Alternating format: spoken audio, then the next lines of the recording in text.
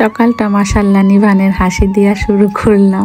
কালকের ভিডিওতে অনেক আপুদের কমপ্লেন ছিল নিভানরে কেন দেখায় নাই, আশফিয়া সামিউনদের কেন দেখায়। কালকে আসলে বাচ্চারা একটাও যায় নাই, কারণ গাড়ি দিয়ে গরমের মধ্যে ওরা গেলে অস্থির হয়ে যেত। আমাদেরই তো অবস্থা খারাপ হয়ে গেছে। সবাই ঘুম থেকে উঠে গেছিল, চা নাস্তা করতেছিল। আশফু সবার পরে উঠছে, ও ওঠার পরে তারপরে ভাবি ওরে রেডি করে দিতেছে। আমি ওর টুপিটা দেখে হাসতেছি, দেখে ও হাসতেছে, ভাবছে মনে হয় ভালো লাগতেছে না। পরে আমি বললাম যে না, অনেক বেশি কিউট লাগতেছে।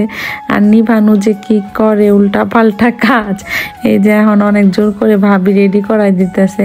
মাশাআল্লাহ অনেক বেশি খুশি ছিল। ওই বাচ্চাটা মাশাআল্লাহ চালাক আছে, নুডলস খাইতেছে, তো আমি ভিডিও করতেছি দেখে আবার ঘুরে বসছে। তারপরেই তো আমরা খিচুড়ি খাইতে যাইতেছি। সকালে বিয়ে বাড়ির খিচুড়ি তো অনেক বেশি ভালো লাগে। আমার কাছে তো দুপুরের খাবারের থেকেও সকালের খিচুড়িটা বেশি ভালো লাগে। জানি অনেকেরই এটা অনেক বেশি পছন্দ। ফিয়া শুধু নিয়া বইসা রইছি, একটু খাইতেছিল না। পরে আমি আমার খাবারটা শেষ করে ওরে খাওয়াই দিছি। সামিউনরে খাওয়াই দিছিলাম ফার্স্টে, পরেও চলে গেছে। তারপরে এখন আশফুরে খাওয়াই দিতেছি। সামিউনের আবার খিচুড়ি তেমন একটা পছন্দ না। সামিউন তো বিয়ে বাড়ি গেলে সকালের খিচুড়িটা খাইতেই চান, অনেক বেশি জোর করে খাওয়াইতে হয়। আমি এদিকে বসেছিলাম, তো নিভান দেখতেছি যে সামিউনের সাথে হাসতেছে।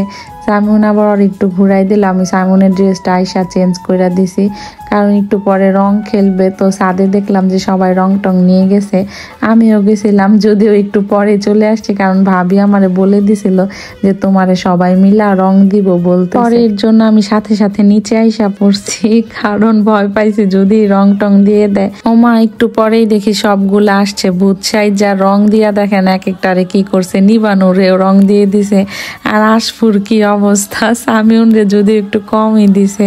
এরপর ভাবি ওদেরকে গোসল টোসল করাই দিছিল, তারপরে তো রেডি করে দিতে। মাশাআল্লাহ আশফু যে একটা ঢঙ্গি হইছে, কি যে ভাব করে কি বলবো ওর কথা। সামিউন এখানে ভদ্রমের মতো ফোন টিপতেছে। তারপরে তো আমি আশফুরে বলতেছিলাম তোমার অনেক বেশি কিউট লাগতেছে মাশাআল্লাহ। নিবানু আর আমি আজকে সেম সেম পড়ছি, হোয়াইট হোয়াইট। আর কালকের ভিডিওতে যেহেতু আপুরা এত কমেন্ট করছে, এই কারণে আজকের ভিডিওতে শুধু নিভানকে বেশি দেখাইছি আমি। আজকে বিকেলে হঠাৎ একটা আপু আমাকে মেসেজ করছে যে আপু আপনার কি দুইটা পেজ? আমি বললাম যে না তো, আমার তো একটাই পেজ। তারপর আপু আমাকে একটা স্ক্রিনশট দিছে, বলতেছে যে আপু দেখেন তাহলে এটা কে? পর আমি বললাম এটা তো একটা ফেক পেজ খোলা হয়েছে, দেখে তো আমার কেমন যে লাগছে। আমার পেজটা খুবই ছোট, এর মধ্যে আরেকটা ফেক পেজ খুলে ফেলছে। ওইখানে দেখলাম ভিউও ভালোই হয়েছে, একটা ভিডিওতে তো দেখলাম 2.2K ভিউ হয়ে গেছে। তারপরে আমি অবশ্য আপুদেরকে বলার পরে আপুরা সাথে সাথে রিপোর্ট করে দিয়েছে। পরে কিন্তু পেজটা উধাও হয়ে গেছে, আর ওই পেজটা এখন আর সার্চ দিলে আসেও না। তো ওই আপুর উদ্দেশ্যে আমি বলতেছি, কারো পেজ চুরি করে এইভাবে ভিডিও আপলোড না করে নিজে কষ্ট করে কাজ করেন, ইনশাল্লাহ ভালো কিছু করতে পারবেন। আর বর্তমানে কিন্তু ফ্যাক পেজের বিরুদ্ধে ফেসবুক অনেক কঠোর হয়েছে।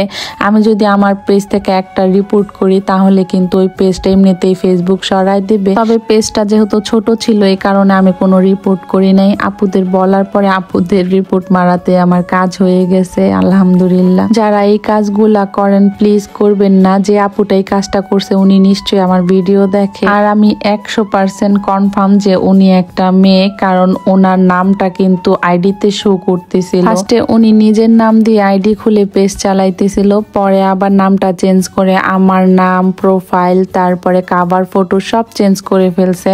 এমনকি আমার ব্লগ গুলা ডাউনলোড করে ওনার পেজে ছাড়তেছিল। যে আপুটা আমাকে এই ইনফর্মটা করছিল আর স্ক্রিনশটটা পাঠাইছিল, তখন আপুটার জন্য আমার মন থেকে দোয়া আসছে। আমি তো আপুকে থ্যাঙ্কসও বলছি, তো ব্লগের মাধ্যমেও থ্যাঙ্কস বলে দিলাম। ফেসবুকে বর্তমানে অনেক বেশি সমস্যা, এই কারণে কিন্তু আমি একটা ইউটিউব চ্যানেল খুলছি। যদিও আমি ভিডিওতে তেমন ভাবে বলি না, মনে থাকে না বললেই চলে। আমি কিন্তু কমেন্টে আমার ইউটিউব চ্যানেলটা মেনশন করে দেই। তো আপুরা প্লিজ আমার ইউটিউব চ্যানেলটা সাবস্ক্রাইব করে আমার পাশেই থাক, কারণ ফেসবুকে বর্তমানে কোনো সিকিউরিটি নাই, যে কোনো মুহূর্তে যে কোনো কিছু হইতে পারে। পেজের অনেক বেশি আপডেট আসে এখন ফেসবুকে।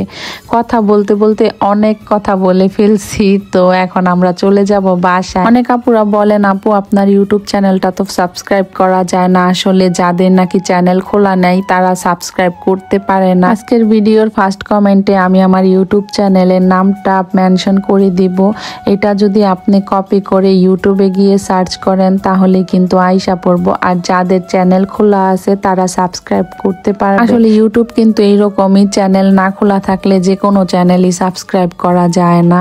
তারপরে তো আমরা বাসায় চলে যাচ্ছি, বিয়ে খাওয়া শেষ। আর নিবানু গাড়িতে ঘুমাইতেছে, ও বিয়ে বাড়িতেই ঘুমাই গেছিল, বাসার সামনে আইসা ওর ঘুম ভাঙছে। তো আমি এখন চলে যাব, ডাকতেছি, ও দেখেও না শোনেও না। আমার মা ভাবিরা এখন বাসায় চলে যাবে, আসবো আবার টাটা দিতেছে। তো আজ এ পর্যন্তই, কথা হবে অন্য কোনো ভিডিওতে। সবাই ভালো থাকবেন, আল্লাহ হাফেজ, আসসালামু আলাইকুম।